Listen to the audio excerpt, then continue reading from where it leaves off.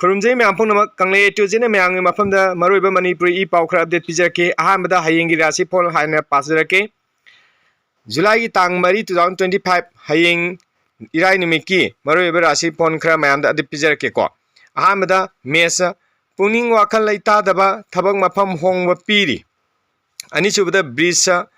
लन तुम मयेंग ताबा अना एक पी मथंग मिथुन इमुंग मनुंग मुकनब मरु मपांग तिनब यादब पीरी मथंग कर्कट थबक मनिंग हनबा संग फत्तब थेंगनगनी सिंह लन तुम चाखोटपा येंगनब ngamba पीरी कैनागिना अवाना कोक्चब लन चंगब मतमनी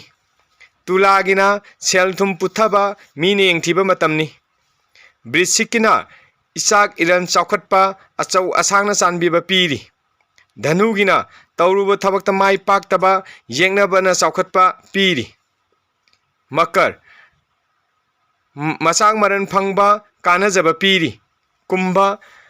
थबक मसा मसु खरदी पांगब ngamgani मीना इमुंग मनुंग पुक्चेल तिन्नबा मरुम मपांग मतेंग फंगनी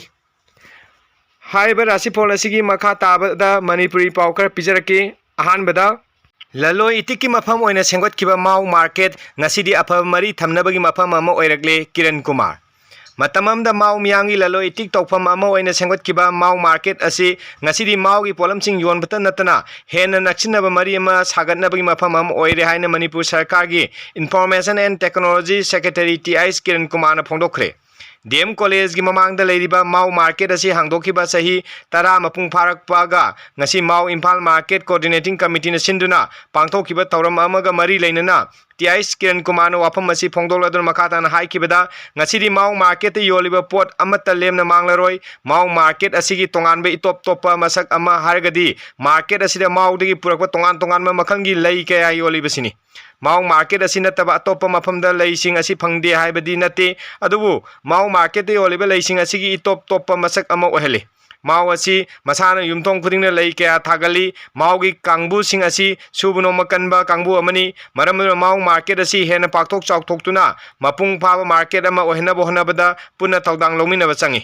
सर्वे अमगी मतुंगिनी स्टेट असिदा मपाने पुसिलबा पोचै सिंग असी नुमित कुन्नीगी स्टॉकतगी हेन लैते अदुबु चयोल अमदा अनिरक खक्तमक फंबा माउ मार्केट असिना लमदम असिगी मियामना नोंगमगी सिजनैबा तंगाई फदब पोलमसिंग असिदा चाउना मतेंग पांगबा ngamle हाइना फोंदोकी थौरम अदु तोंगान तोंगानबा सीएसओ लुचिंगबा सिंग अमसुंग माउगी मसक नारबा मियोय कयासु प्रेसिडियम मेंबरसिंग ओइना दाइसदा फंकी लोइनना माउ मार्केट असी हांगदोखिबना माउगी मियाम अमसुंग लमदम असिगी मियामगा लैनरिबा मरी अदु हेन सेसनले हाइबा वाफम फोंदोंनाखिबगा लोइनना मार्केट असी हेन पाक्थोक चाउथोंनबा होनबा चंगी हाइना फोंदोकी मथंगी पाउदा सरम तांखुलगी खुंजासिंगना लाना पाउ संदोकपा लेपकदबनी हौखिबा तांग अमा लेबाउकपा नुमिके अयुक्ता थौबान डिस्ट्रिक्ट की मनुंग चन्ना लेरिबा लांगमै थेट खुलगी खुंजासिंगना सरम तांखुनदा चत्तुना खुल्लसिगी निंगथौगी युमदा मफम अदुगी इचिलिनाउ सिंगा पुन्ना फमिनदुना लांगमै थेट येरुम सिंगदगी लोकचाउ फावगी एरिया असिदा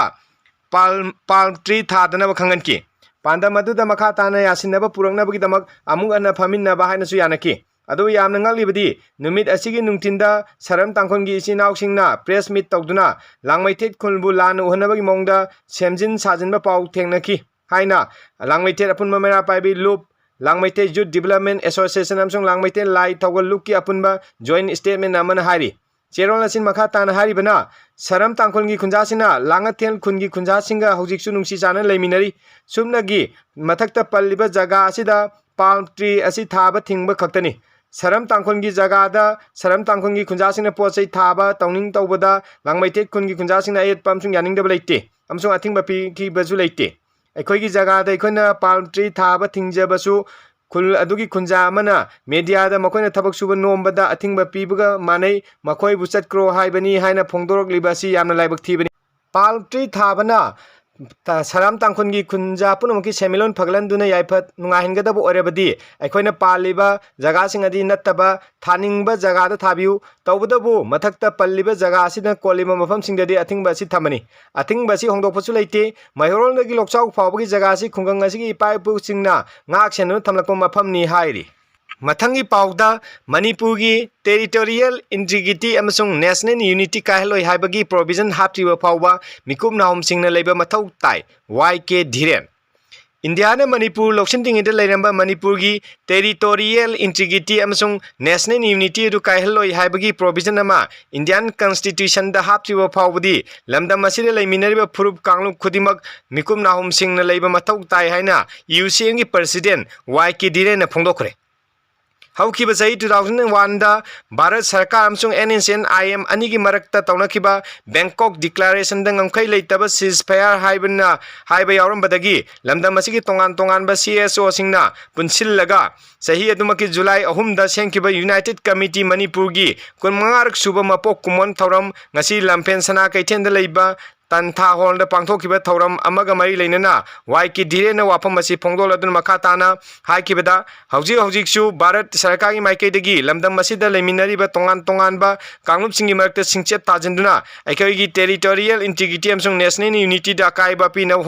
होनबा लेप्ति तोंगान तोंगानबा कांगलुप फ्रुप कयादा तोखाई ताबगी वाखलोन सागलंदुना मणिपुर की पुनब सक्तम थुगाइना होनरिबा असि अखोइना पुनः थेंगनामिनबा संगी इंडियन कॉन्स्टिट्यूशन की प्रोविजन दा मणिपुर ने इंडिया दा तिंदिंगी ममांग दा लेरंबा मणिपुर की टेरिटोरियल इंटीग्रिटी अमसुंग नेशनल यूनिटी असि सबचाना काहेलोय हाबगी थाजबा दु पीदिबा फावबा थेंगनामिनबा संगी मणिपुर की टेरिटोरियल इंटीग्रिटी अमसुंग नेशनल यूनिटी असि कायदना थमनबा इंडियन कॉन्स्टिट्यूशन की सेंगांग मथौ ताई हिरम असिगी मतांग यूसीएम ना पुखत्तुना खनबा हौरे ngasimak lamdam asida tholiba thoningdaba thaudoksing asisu Bharat सरकार ने अखोई मसेंगी मरक्ता सिंचेप थाजंदुना अपुनबगी सक्तम थुगाइना होनबगी सरुक अमनी मणिपुर की अपुनबगी सक्तम थुगाइरगा मखोइना पामलेबा डिमांड अदु फंगनी हाइना खलिबासी कैदुंगुंगदा मंगफाउना रोइदबा अमनी मणिपुर से सही लिसिंग अनि हेनबगी पुवारी लेजबा लमदम अमनी मरम अदुना लमदम असिले लेमिनरिबा कांगलुप फुरुक खुदिंग मंगना लमदम असिगी टेरिटोरियल इंटीग्रिटी अमसुंग नेशनल यूनिटी सि काहेना थमनबा पुन्ना थेंगनामिनबा अमसुंग खोंगफम चेना लेमिनबा अमा चंगी हाइना फोंदोकी मथंगी पाउदा मुस्लिम लेबाक काजाखस्तान दा बुरका अमदी हिजाब थिंख्रे मुस्लिम लेबाक अमा ओइजरबसु काजाखस्तान लेबाक ता नौबो ऑर्डर अमा ओइना लेबाक असि लेबा नुपीसिंगना बुरका अमदी हिजाब सेटपा इनबा यारोय हाइना थिंगबा थमख्रे पनबा याबदी मालेमदा लेरिबा इस्लाम लाइनिंग लाइसन चटपा लेबाक सिंगदा लेरिबा नुपीसिंगना बुरका अमदी हिजाब सेट इनबा हाइबसी तंगाई फदना ओहेंदुना लाखिबने अदुबु काजाखस्तान हारिबा लेबाक असिगी ओइनदी गवर्नमेंट नुपीसिंग असिगी माइथोंग खुमजिनु चटपगी मायोक्ता लेबाक असिगी सनबी अमदी ममा लेबाक नुंसिबने युमफम ओइबा फिजोल सेटपने हेन फगनी अदुना लेबाक असिगी इंटीग्रिटी दा चाउना कानाबा ओइगनी हाइखिबने पाव असिगी लोइनना ngasiगी मरुबा मणिपुरी पाव पिजे मतंग से लोइसिनजरगे मयामना नुंसिबिदुना चेनेल सि लाइक शेयर एंड सब्सक्राइब तौसनबियो हाइनसु नोलुकना निंसिंगजरी थैंक यू ऑल।